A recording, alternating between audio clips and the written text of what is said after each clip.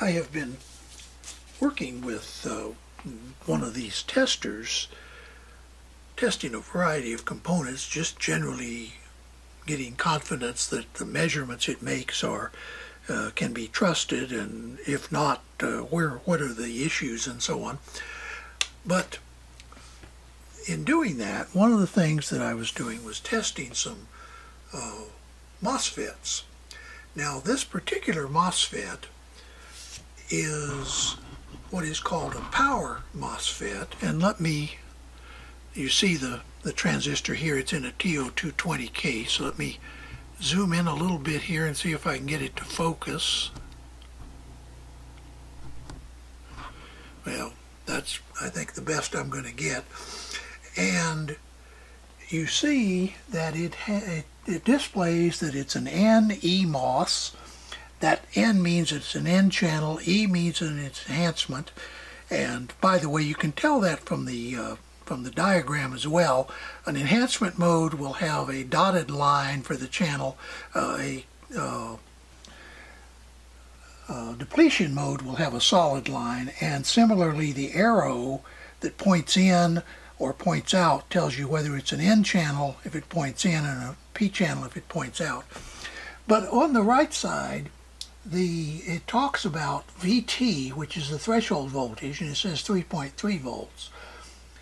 Then CG, which is the gate capacitance, 3.2 nanofarad, and then RDS is 0.2 ohms. Well, first, don't pay too much attention to the RDS figure. We'll talk later about the fact that this tests at such a low current that that's not a usable number really. It just tells you that it does conduct. It doesn't really tell you what the actual RDS of this device is under operating conditions. But the capacitance figure is a little bit interesting. 3.2 nanofarads, not picofarads, but nanofarads. That's like 100 times more than you would expect from an MOS transistor, because this is an insulated gate MOS transistor. So what's going on there? The popularity of personal computers and consumer electronics in the 1970s and 80s led to a lot of effort being paid on power supplies, an area that most people don't think about. Most engineers don't even think about them.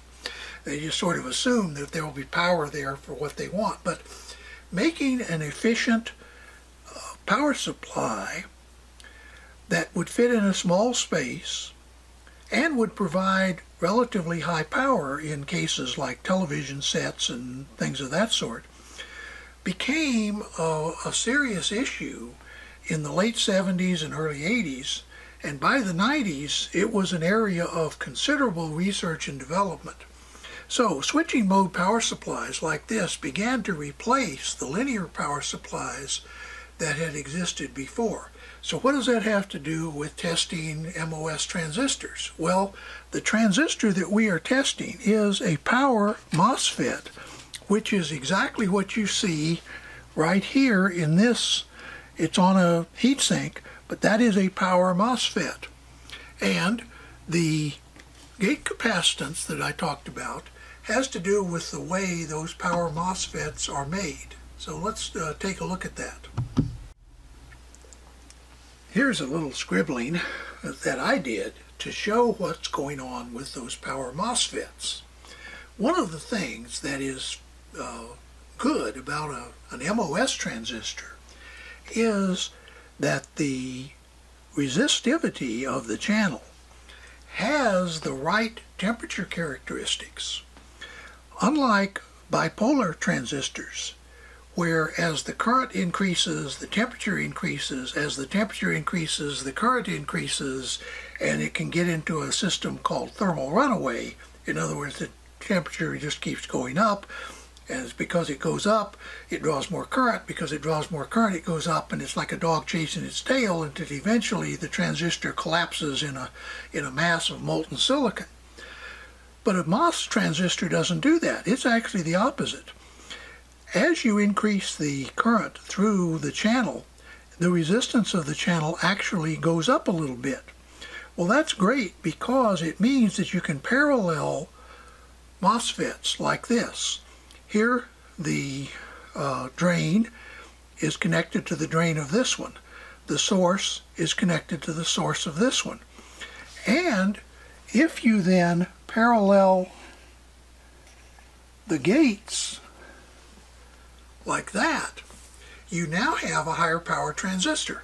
If this one can handle a watt and this can handle a watt, then when you parallel them, it can handle 2 watts. And because of the nice temperature characteristics, if one of them starts to get a little too hot, its resistance will go up and the load will shift slightly to the other one.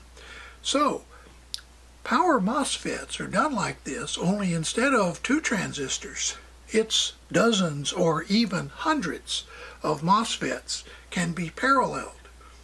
That is the reason why that we got such a high gate capacitance, because all of these transistors are in parallel. So if you parallel 100 of these, and each one has a, say, 10 picofarad capacitance, well, that means you're going to get 1,000 picofarads, 100 times as much, with 100 of them. And that additional capacitance would be a nanofarad. So that's what's happening in these power MOSFETs. So what else is there to know about a power MOSFET? Well, actually it turns out quite a bit. And the whole area of power MOSFET design and how you design with power MOSFETs have been a part of my life, starting in the 80s and through the 90s. I was involved in some research, not actually designing the process for the MOSFETs, but actually designing the packaging and interconnect of devices like this. In other words, you can create lots of things on silicon that you can't use in practice because you can't get the signals in and out, or you can't dissipate the heat, and so on. So that's what this video is going to be talking about, is a little bit about that. Now, I was never a switching power supply designer. I did have to learn a lot about switching power supplies in order to understand what the needs of the various design engineers were in these areas, because I was supervising researchers who knew a lot more about this than I did, in the area of trying to take techniques like these paralleled MOSFETs and make them into practical devices that could be manufactured in large quantities and used in designs that would basically revolutionize everything from space travel to televisions in the den. So those are the things I'm going to be talking about. But before I do, as I usually do, I like to go back to a few basics. So let me try that first. Almost any engineer understands Ohm's Law, even those that are not even electrical engineers. You find mechanical engineers who work in around electronics, and they understand Ohm's Law and so on. But there are some consequences of Ohm's Law, or I would say actually opportunities, that sometimes are not appreciated. One of them is that you can use Ohm's Law also to compute power. Remember that power is just voltage times current, in volt amperes. And you can also compute that by squaring the current and multiplying by the resistance, or squaring the voltage and dividing by the resistance. That gives you an additional set of computations that you can use when you're more interested in things like power.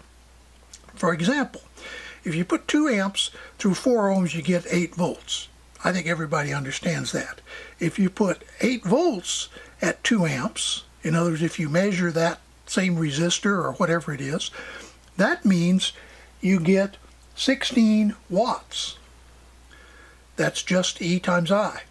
Or 2 amps through 4 ohms is 16 watts. 2 squared is 4, times 4 ohms is 16 watts. Now, another thing that it pays to remember is the physics of capacitors. Q is the charge in coulombs, I is the current, T is time. To get how many coulombs there is on, for example, a MOSFET gate, which is the charge, the gate charge, you take the amount of current flowing into it and you multiply by the time that that current flows.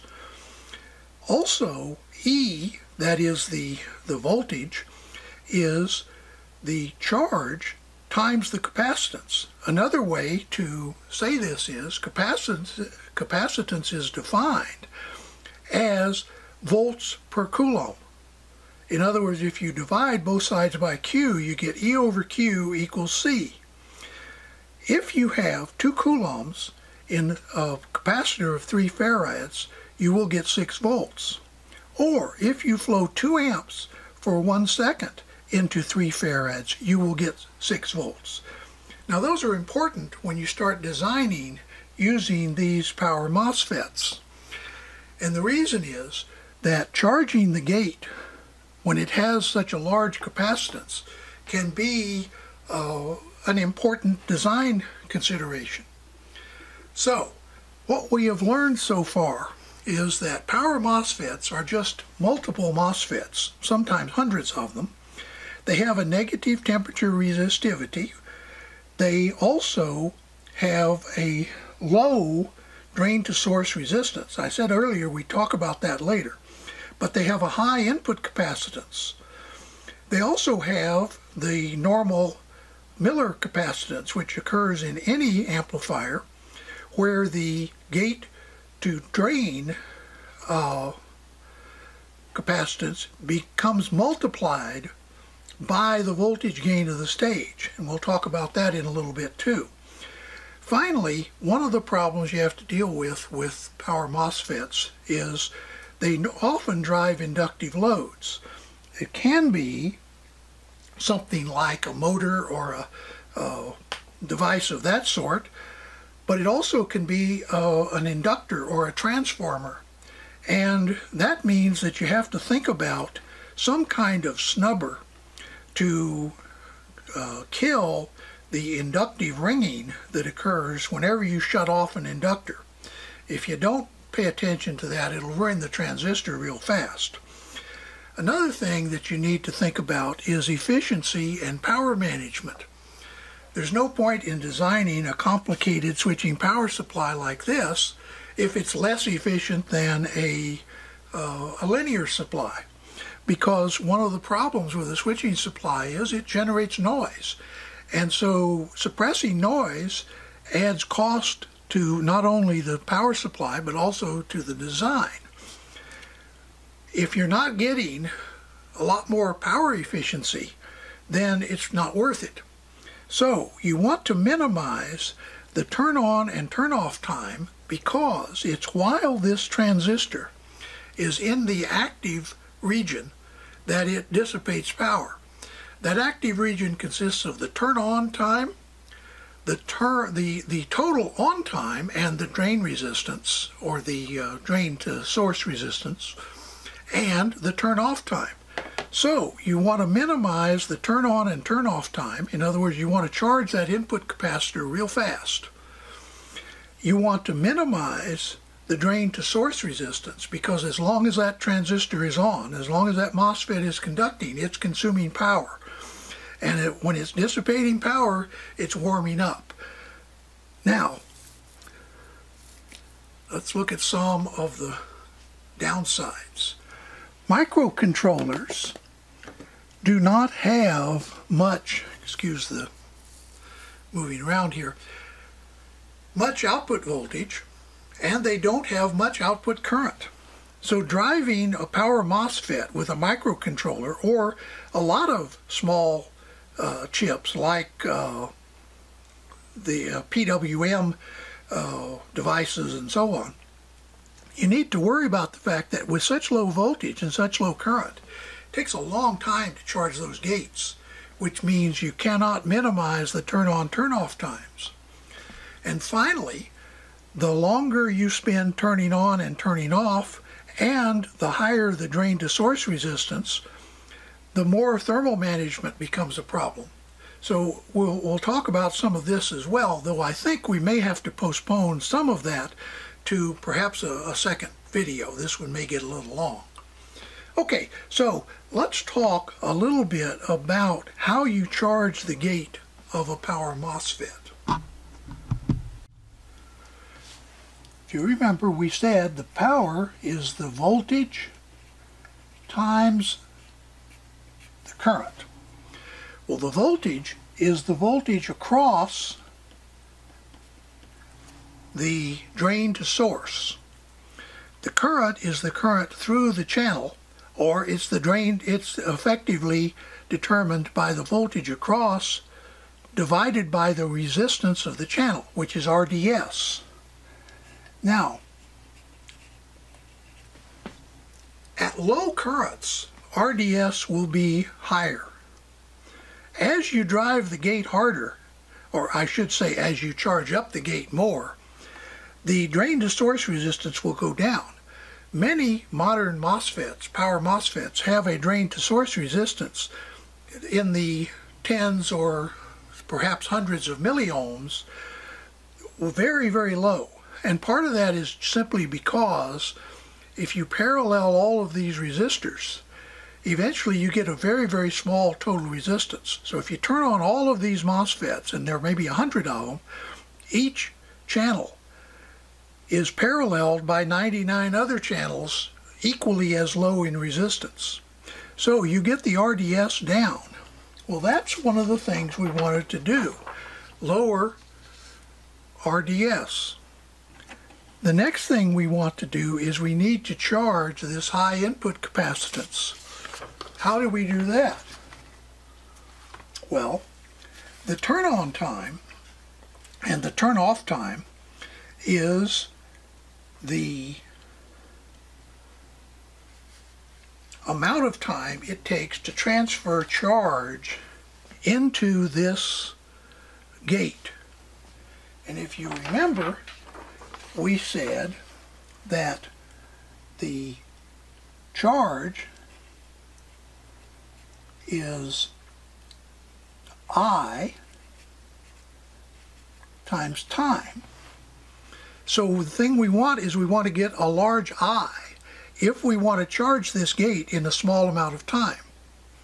Well, how do we get a large I? Well, that means we have to drive this point with a very high current source, because the quicker we move current into this gate and all the parallel gates, the faster this transistor will turn on. Similarly, the quicker we pull charge out of that gate, the faster this transistor and its parallel transistors will turn off.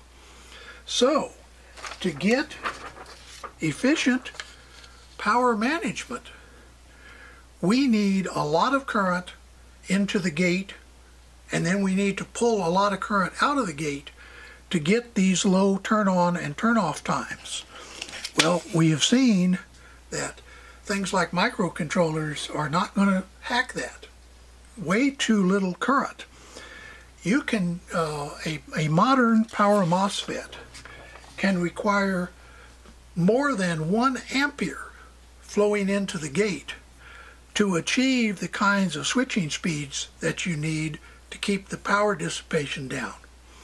And obviously you're not going to get that from a microcontroller. So devices have been developed that are actually drivers that take a signal on one side and convert it from a low current source to a very high current to drive the gates. And these drivers were part of the development of power MOSFET, not only the paralleling of all these MOSFETs, but also of developing of circuits that could be efficiently driven to cause these low turn-on, turn-off times of the transistors. I'm not going to talk about the design of the drivers, but I am going to talk a little bit more about power MOSFETs. One of the things that I want to talk about is the effect of the Miller capacitance. Miller capacitance is this capacitor between the gate and the drain.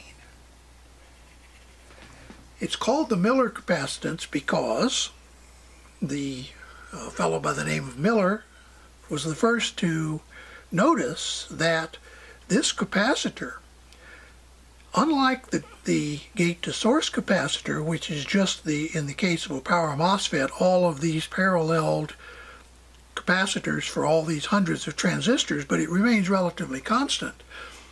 But the gate to drain capacitance depends on how fast the voltage at this point is changing. Remember that when you're turning on a MOSFET, this is at some high voltage, VSS or some value. As you try to drive this gate, the transistor will eventually start trying to turn on. And when it starts turning on, this point is going away from you. Now, a lot of people have trouble visualizing what is going on here. What's happening is, as you're trying to drive this point positive, this point is going negative. So you need to drive even more. Let me show you a little illustration that I like to use with to use Dave Jones's term, young engineers, which basically means all of us, to explain so that you could have a concept of what's really going on here. Suppose you have some kind of object here, and it's sitting in a tray. It has a lip at one end and a lip at the other end, but in between it can simply slide back and forth between these two limits. Now, suppose you start pushing on that spring. Well, if this device is up against this limit, the amount of force you need to compress that spring is just dependent on the spring. Well, this is like the Miller capacitance, and this is like the drain of the transistor. As you push on this spring, the drain starts moving away from you. So you have to push harder and harder and harder until you get this block all the way over here. At which time, then you can just push the remaining amount to get the spring compressed. Compressing the spring is equivalent to charging this capacitor. But because the drain voltage is moving away from you, just like this mechanical example here, you have to push harder on that spring just to keep up with the motion, and harder still if you want to make any headway, until the block in this case hits the stop, or in this case the MOS transistor turns on fully and this goes to its lowest value. So that is what is called Miller effect, and that's why this capacitance is called the Miller capacitance. So now let's take a look at a MOSFET datasheet that talks about these various capacitors. To get an idea of the difference between, for example, a small signal MOSFET, where you simply have a single MOSFET transistor, and a power MOSFET, we should look at the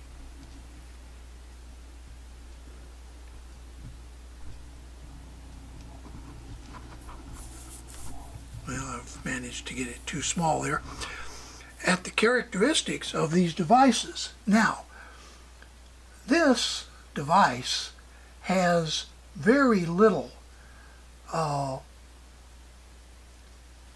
capacitance in its gate. But compare it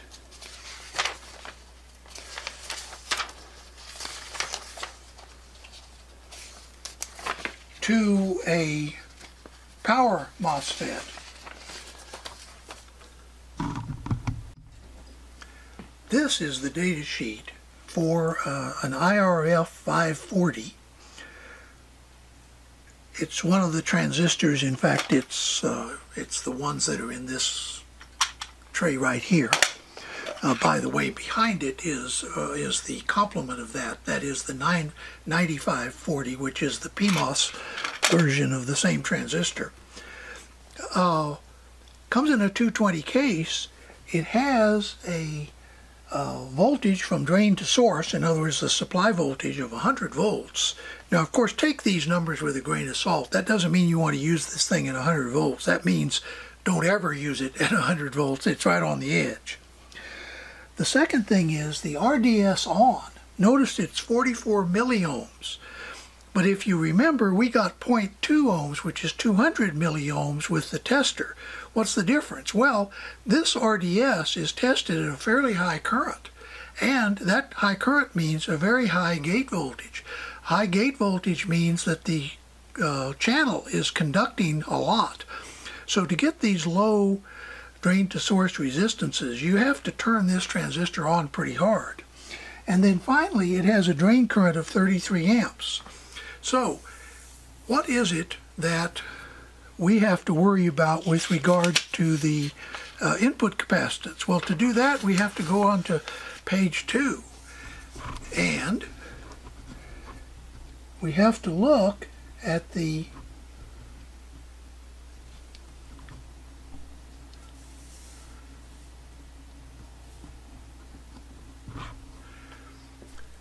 total gate charge. Now, this is how much charge we have to put on the gate to get this device to fully conduct. And notice that it is measured in nanocoulombs. There is a gate to source charge, and there is a gate to drain charge. The gate to drain charge is the Miller charge, and that's how much charge you have to put on that Miller capacitor. Notice that it's significantly higher than the amount you have to put on the gate to source. The total effect of these two capacitors is to require 71 nanocoulombs to be placed on the gate to get a drain current of 16 amps and a voltage from drain to source of 80 volts, and the eventual gate to source voltage is 10 volts. Remember, we said we had to put charge in, and depending on the capacitor size and the time, we get a certain voltage once we have placed that charge on that capacitor.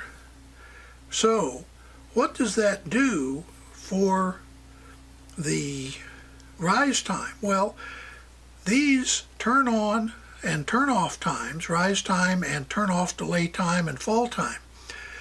To get these values, you need to drive that gate quite a bit. Here then are the effective or the equivalent capacitances. One is the capacitance from gate to source. One is the capacitance from, that's the total input capacitance. Notice it says it is 1960 picofarads. That's nearly 2 nanofarads. An enormous amount compared to what an ordinary single MOSFET would have. And that is the primary reason why that a power MOSFET, to get the MOSFET turned on quickly, to get the drain to source resistance down low fast, and then to turn off the MOSFET requires that we move an enormous amount of charge into the gates of these power MOSFETs. Once again, I won't talk about switching power supplies. I will, though, close out this part with reference to a couple of sources in case you are interested in the use of power MOSFETs in things like switching power supplies. The first resource is one that I bought and used in the late 90s. I actually started with the first edition. This is the second edition, which I think was published in the late 90s. I'm guessing 97, 98, 99, somewhere in there. Abraham Pressman. And this I regard as sort of the Bible. It's a pretty thick book. Obviously, trying to do everything in this book on a YouTube video might consume all the bandwidth that I have available and more. But there is a YouTube source. By the way, if you have access to a technical library or just any library that might be able to do an interlibrary loan, you don't find this in most libraries, but you can get an interlibrary loan. So if you're really interested in switching power supplies, I recommend this book is the place to go. So what if you want to look for something on YouTube? Here is a channel by a gentleman named Robert Bolanos. Actually, he is just a few miles to the south of me, and I have followed his channel for years now. If you're looking for good videos on switching power supplies, this is about as good a channel as I could recommend. Now, there also is a German fellow who does a series called the Post-Apocalyptic Inventor that has done a few videos on switch mode power supplies that are also, I find, very good. One of the nice things about Bolanos is he is an award-winning power supply designer. He's done power supplies for the space program. He's taught power supplies to I don't know how many engineers. If you're looking for the best YouTube channel I can find on switching power supplies, this is it.